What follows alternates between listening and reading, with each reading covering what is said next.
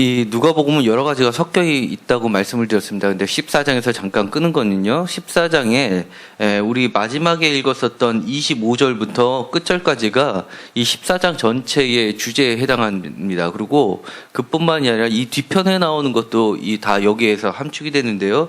특히 14장 26절에 내 제자, 그 다음에 27절에 자기 십자가를 지니고 나를 따르는 자가 내 제자가 되는 것이라는 것을 알려주시면서 그 전후에 제자가 되려면 어떻게 해야 되는지를 예수님께서 가르쳐 주시고 계신 겁니다. 그래서 14장 1절은 안식일에 관련된 말씀이 나오고요. 그 다음에 7절부터는 혼인잔치 비유가 나오고 15절부터는 큰 잔치 비유 이렇게 나옵니다. 그리고 마지막에는 제자의 길과 그 다음에 소금 얘기도 나옵니다. 그런데 큰 잔치에서는 제자도가 이제 끝자리에 앉는 거에 대해서 얘기하고 17절부터는 있는 혼인잔치 얘기에서는 모든 것을 버리고 쫓아가는 자에 대해서 얘기합니다. 그리고 마지막에서는 그 제자도를 얘기하면서 형, 부모, 그다음에 처자, 형제, 자매, 그다음에 자기 목숨까지를 다 버리는 자가 참 제자가 된다라고 하면서 소금 얘기가 나오는데 이와 같이 소금이 맛을 잃으면 땅에 버려지는 것처럼 바로 제자도 참 제자의 모습을 잃어버릴 때는 쓸데없는 제자로서 쓸데가 없어서 버려지는 제자가 될 것이다라는 것을 누가복음에서는 얘기하고 있습니다. 그러니까 이 소금 얘기도 마태복음에서의 문맥하고는 좀 다르게 되어 있죠. 그 다음에 여기서 이제 매우 어려운 말인데요. 여기 그 처자와 그 다음에 부모를 미워해야지만 된다라고 하는데 이 미워하다는 것은요. 그 마태복음에 보면은 더 사랑하는 자는 적합치 아니하다 이렇게 얘기를 합니다. 그래서 미워하다는 것의 의미는 뭐 징후하거나 버리거나 이런 뜻이라기보다는 마태복음처럼 덜 사랑하는 자, 우선순위를 그것보다 주님께 더 두는 자가 참 제자로 해석을 할 수 있다라는 것을 말씀드립니다. 그리고 이제 그 뒤에 15장부터 이런 나오는 것은 잃어버린 것을 다시 찾는 기쁨에 대해서 세 가지 비유가 나오는데 이건 아주 짝을 이루는 비유죠. 예를 들어서 잃은 양, 잃은 동전, 잃은 아들 이렇게 쭉 나가게 됩니다. 그러니까 이것도 다 제자에 관련된 거고요. 그 다음에 오늘 14장에 있어서도 잔치에 초대받을 때 여러 가지 이유를 대는데 대부분이 보면 돈에 관련된 것들이었습니다. 장사하러 가야 되고 다른 거 뭐 해야 되고 뭐 해야 되고 그러니까 주님보다 청함을 받은 것보다 더 우선시해 두는 것들에 대해서 하나씩 얘기를 하는데 16장부터는 재물에 대해서 얘기를 합니다. 그래서 불의한 청지기와 그 다음에 부자와 나사로 얘기도 다 재물과 관련된 이야기입니다. 그러니까 참 제자는 이런 것들에 대해서 어떻게 다뤄야 되는지를 가르쳐주고 있는 것입니다. 그리고 17장에 가면 제자 교육에 대해 제자를 더 가르치는데요. 제자 교육에 대해서 예를 들어서 끈질긴 과부의 기도가 18장부터 나오는데 그처럼 제자도 기도가 굉장히 중요한 것이라는 것을 알려주고요. 그 다음에 17장 11절부터는 나병 환자 이야기가 나오는데도 그런 것들도 전부 다 제자에 관련된 거고 18장 15절부터는 어린아이 하나님의 나라와 어린아이에 대해서 얘기하는데 이것도 제자가 결국은 어린아이와 같이 돼야지 하늘나라로 가는 것 이런 것들에 대해서 얘기한다. 그래서 이 제자도회라는 커다란 주제를 가지고 통독을 하시면 도움이 될 듯합니다. 누가복음 14장 25절부터 있었던 제자도가 지금 읽었던 18장 끝에도 제자도로 이렇게 31절에 예루살렘으로 올라가기 전에 29절에서 있는 29절 30절에 있는 제자도와 거의 같은 문구가 두 번 반복되면서 전체적으로 하나를 묶어주는 역할을 하게 됩니다.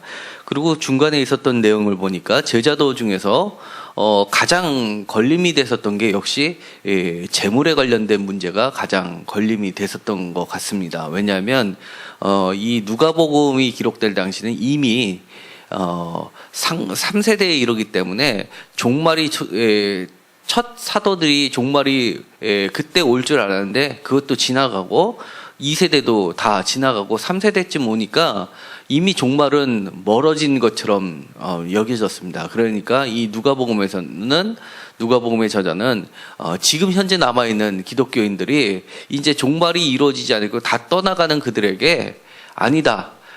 종말이 없어진 것이 아니라 우리가 예루살렘으로 향하고 있는 그 길 가운데 있는 것이다 라는 것을 강조하면서 꾸준히 예수님을 쫓아가는 하늘의 예루살렘을 향해서 쫓아가는 그 과정 속에서 우리가 어떻게 해야 될지를 가르치는 겁니다. 그것이 참제자고 참사도고, 그래서 이런 현실적인 문제보다도 주님을 앞서는 것으로 가르치고 있습니다. 그것이 재물이고요. 그 다음에 나머지 관심이 되고 있는 누가복음에서 나오는 소외된 자들, 병든 자들, 그다음에 고아와 가부와 어린이들에 대한 관심이 지극히 많음을 보여주고 있습니다. 18장 31절부터 34절까지는요.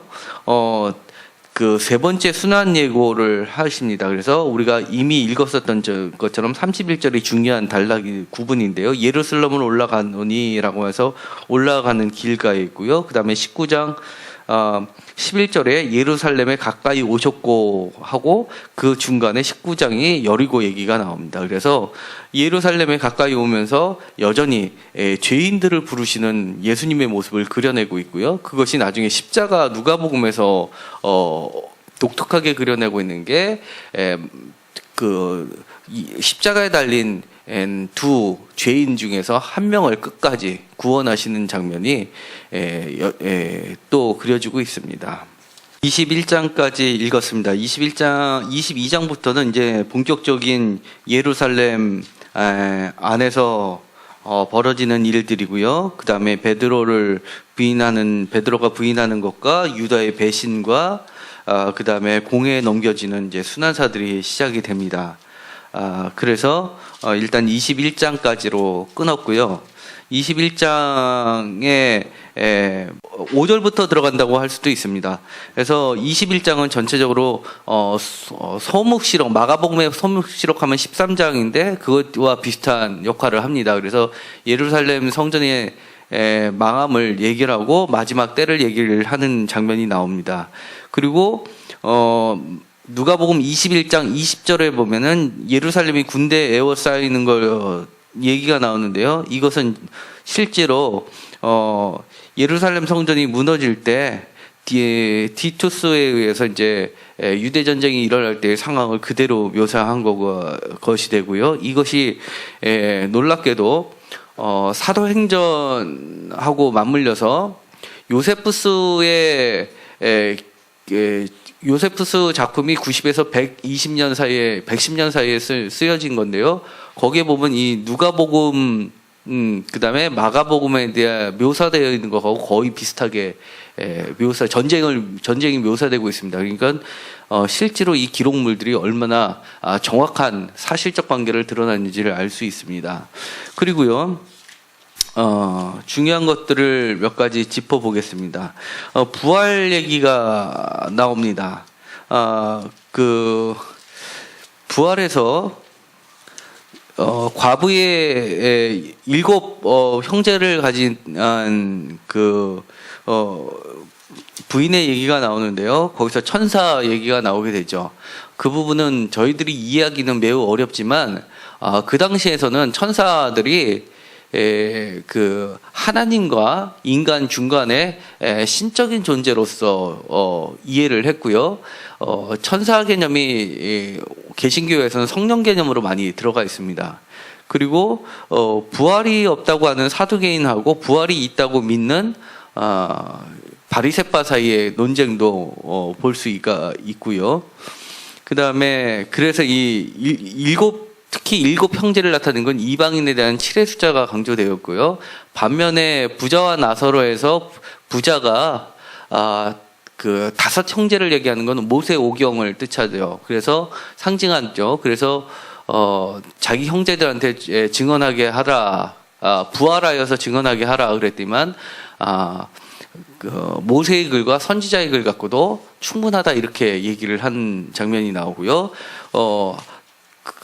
이 세상과 저 세상 사이에 큰 구렁텅이가 있다라고 하는 것은 우리가 얘기하면 이렇게 푹 파인 구렁텅이처럼 이렇게 이해를 하는데 원어로 보면 무엇이냐면 깊이 파인 마치 이제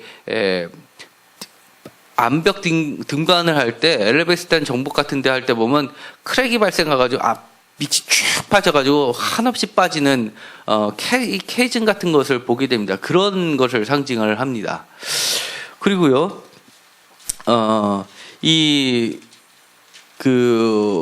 재물에 관련돼 가지고 여전히 여기서도 이제 얘기를 하는데 특히 삭개오 사건을 강조를 하는 거는요. 삭개오는 특징이 무엇이냐면 우리가 세리장으로만 기억을 하는데요. 누가복음에서 강조하고 있는 것은 부자입니다.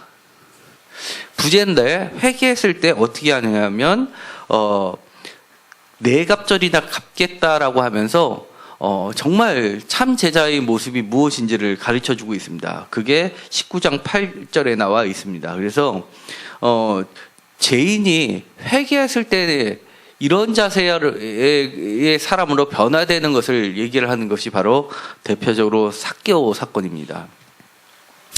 그래서 우리가 누가복음에서는 회개를 강조하는데요. 그래서 회개가 뒤따르지 않는 것은 회개라는 것은 정말 달라진 삶이 전제가 되지 않는 것은 누가복음에서는 그런 자는 결코 천국에 들어갈 수 없게 보고 있고요.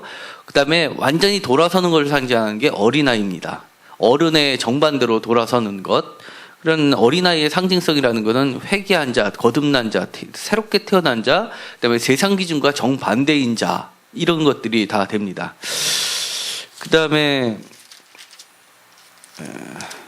19장 28절에 보면요, 예수님께서 예루살렘을 향해서 가시는데 앞서서 가시니라는 앞서서란 말이 굉장히 중요합니다. 그래서 예수님은 항상 앞서서 가시는 자이고 제자들은 뒤쫓아가는 자이고 이런 것이 중요하고요. 그다음에 예수님을 그릴 때 어떻게 가르쳤냐면 21장 37절에 보면 예수님을 낮에는 성전에서 가르치시고 밤에는 쉬시는 모습을 나타냅니다.